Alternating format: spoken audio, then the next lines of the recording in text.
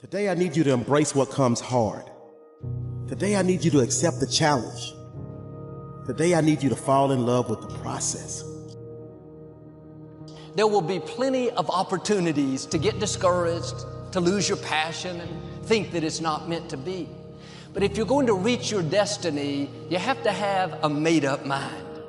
If you give up after the first time or the 5th time or the 30th time, what that really means is you didn't want it bad enough.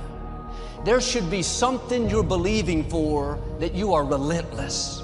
You are not moved by how impossible it looks. You're not discouraged by how long it's taking. You don't give up because people told you no.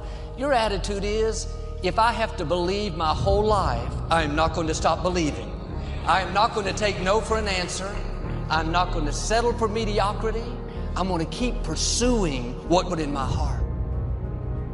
And ask ourselves, what do I really want? What do I really want? And write it down.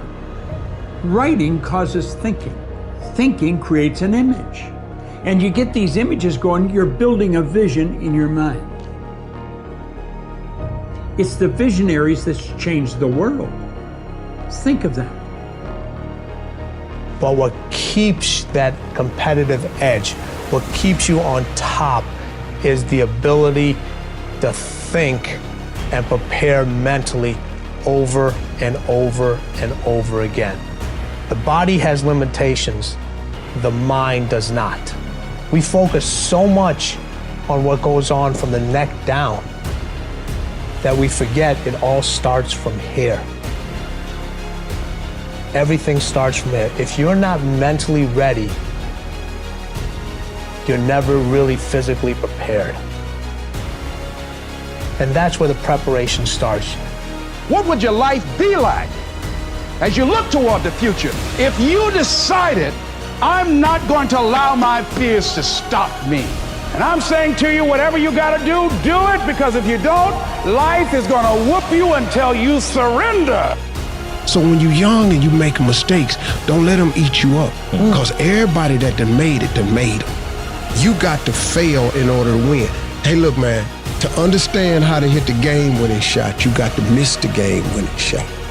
You know, you got to be tough because the road to success is always under construction. It's never a clear path to success. The people who become successful are the people who have a relentless attitude. And you just got to hang in there through the bad breaks, because the bad breaks is coming, but they usually come right before the big break is about to happen. You get a series of bad breaks and it stumbles up a lot of people. My life and my success is to say to anyone, you can stumble, you can fall, you can get back up again.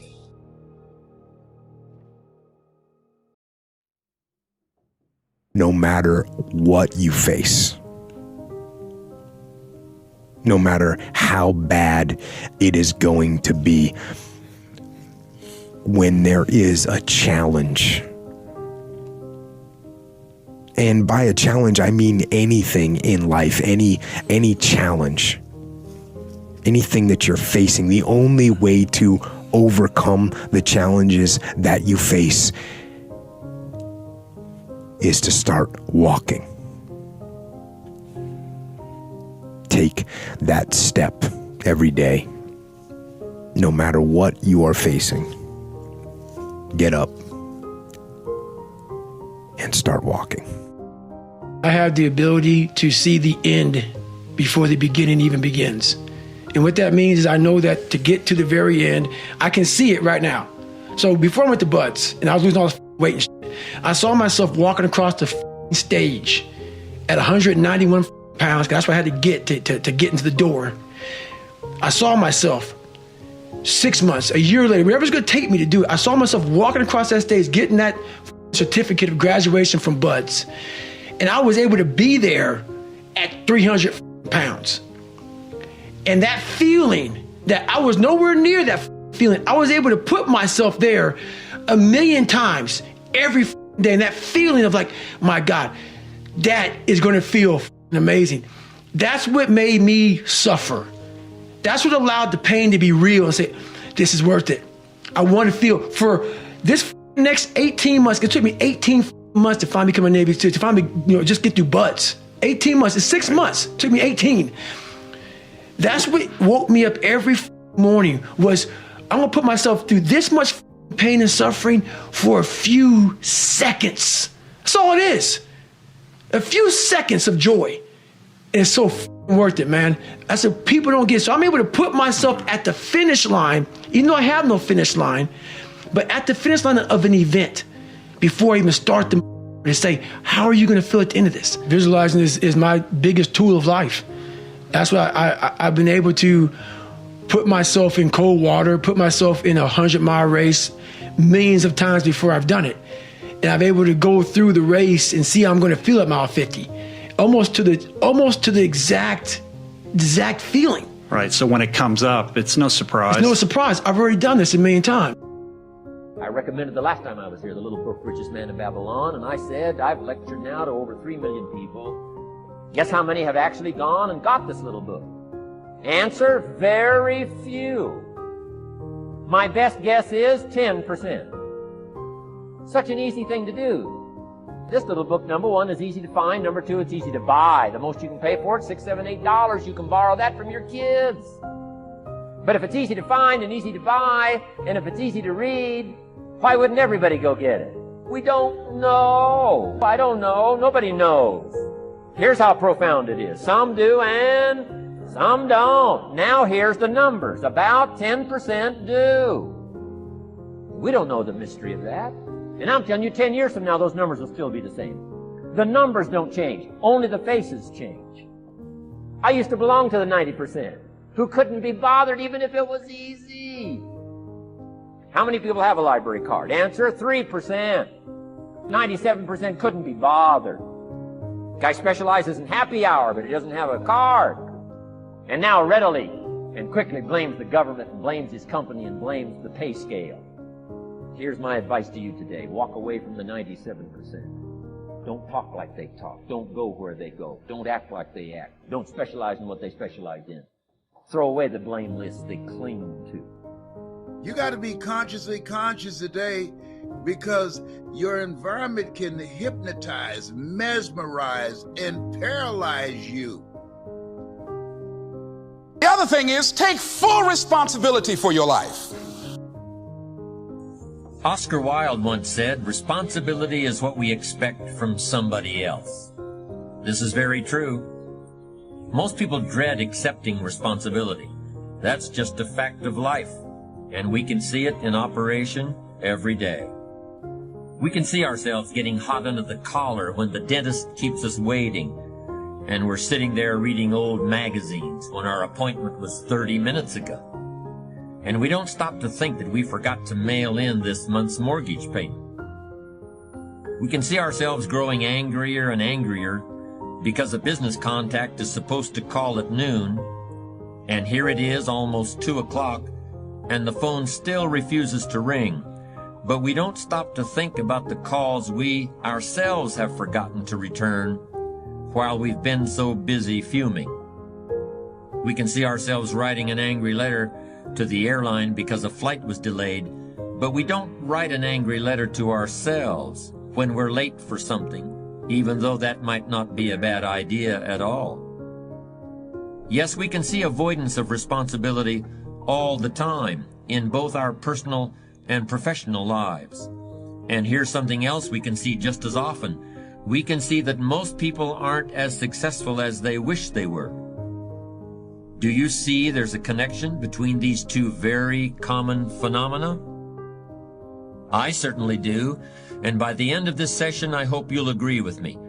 I hope you'll understand that it's in your best interests to take responsibility for everything you do.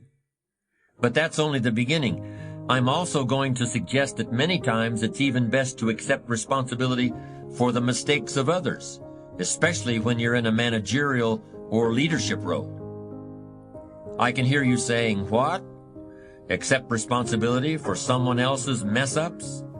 Why would I want to do something like that? Well, that's a fair enough question, and over the next few minutes I'll try to answer it. One of my weak points in my personal life is I don't like technical stuff. So even though I have to be on Twitter and Instagram and Facebook, I don't care for that. So guess what? I find somebody who loves to do that. You know, I find somebody who has a strength where I have a weakness, and I partner with them. All you're trying to do is get to the goal. No one gets there by themselves. Everybody needs help. Now, when you know what you got going for you, be confident, not cocky. Managing your strengths, knowing what they are, and don't let nobody talk you out of it. And that gets you fight ready. You get fight ready like that. You got to know you. Helps you develop your skills. All the while, you're developing your strength. You just got to keep developing the strength. Don't let anybody talk you. At the same time, you must work on improving your weaknesses. So I've had to, in spite of myself, get on Instagram, get on Twitter, get on Facebook. I got to do the videos whether I want to or not, because the world is moving to social media. If I had as many followers as Kim Kardashian, I probably wouldn't even have to do this TV show. During the years when professional basketball was just beginning to become really popular, Bill Russell, who played center for the Boston Celtics, was one of the greatest players in the Pro League. He was especially known for his rebounding and his defensive skills. But like a lot of very tall centers, Russell was never much of a free throw shooter. His free throw percentage was quite a bit below average, in fact. But this low percentage didn't really give a clear picture of Russell's ability as an athlete. And in one game, he gave a very convincing demonstration of this. It was the final game of a championship series between Boston and the Los Angeles Lakers. With about 12 seconds left to play, the Lakers were behind by 1 point, and Boston had the ball. It was obvious that the Lakers would have to foul one of Boston's players in order to get the ball back. And they chose to foul Bill Russell. This was a perfectly logical choice, since statistically, Russell was the worst free throw shooter on the court at that moment. If he missed the shot, the Lakers would probably get the ball back, and they'd still have enough time to try to win the game.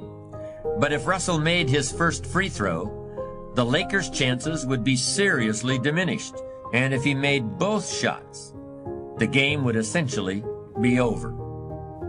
Bill Russell had a very peculiar style of shooting free throws. Today, no self-respecting basketball player anywhere in America would attempt it. Aside from the question of whether it's an effective way to shoot a basket, it just looked too ridiculous. Whenever he had to shoot a free throw, the 6'11" Russell would start off holding the ball in both hands about waist high. Then he'd squat down, and as he straightened up, he'd let go of the ball. It looked like he was trying to throw a bucket of dirt over a wall. But regardless of how he looked, as soon as Bill Russell was fouled, he knew the Celtics were going to win the game. He was absolutely certain of it. Because in a situation like this, statistics and percentages mean nothing.